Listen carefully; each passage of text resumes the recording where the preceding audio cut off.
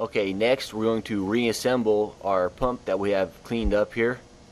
Here's all of the parts to assemble the pump. And to my left right here is the seal kit. In the seal kit, you're going to get the paper gasket. There's a washer right there, the Viton O-ring. And in this paper right here, you're going to get the Teflon seal right there, and then the main mechanical seal. You want to use plenty of oil when reassembling this pump. Right here I'm using 10W30 motor oil, hydraulic oil, doesn't really matter, just something to keep it lubed up. I'm going to put a little bit of oil in the seat retainer here before I install the Viton seal.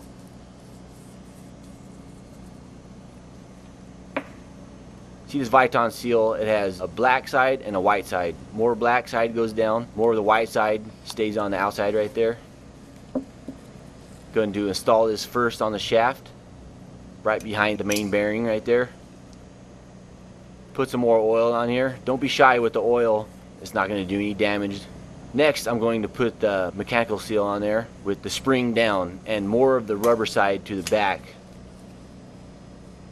Next is the little flat washer that comes in the seal kit. And it's a good idea to go ahead and clamp this into a vise so it's not going to be moving on you while I install this small snap ring into place. Using this small pair of snap ring pliers, just spread it open enough to slide it over the main shaft right here. You don't want to stretch it out. Once I get it slid over the shaft, I use a crescent wrench, tap on it, and it will snap this ring into place. There's a groove on that shaft where that snap ring will snap into place right there. Make sure that that's set in place. Next I'm going to put a little oil on the housing and a little bit of oil on this Viton O-ring. There's a small groove in here that this O-ring will seat in. Make sure it's in there. There we go. Next I'm going to install the main drive shaft with the new seals in here. Go ahead, slide it in there. Using your plastic hammer, go ahead, tap that in there until you hear it click in place. And then you need to install the big snap ring, which holds that whole shaft in there, using the larger pair of snap ring pliers.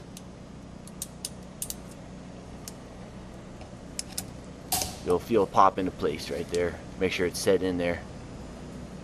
Next I'm going to apply some more oil in here, down in that port right there where that small shaft sits into. Here's the key that holds that second gear in place on the main shaft. Make sure that the key's in place. Slide the gear over the shaft.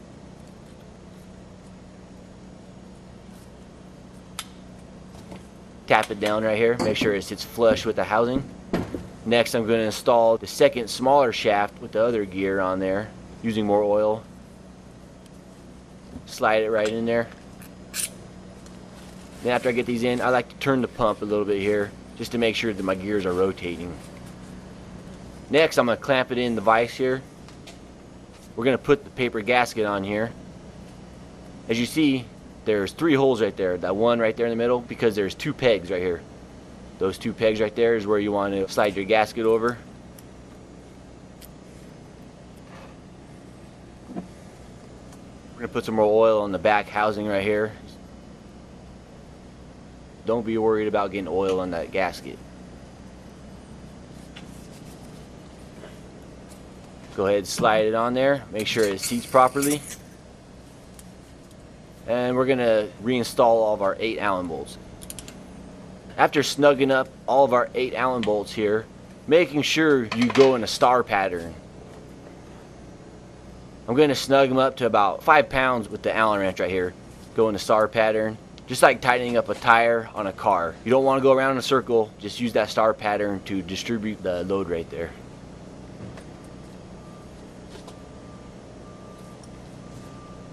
Pretty much ready to go here.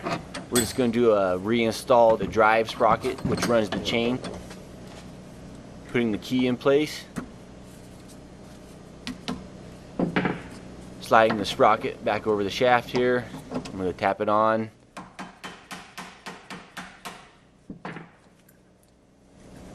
And there's 2 set screws that you're going to retighten right here to keep that sprocket from moving.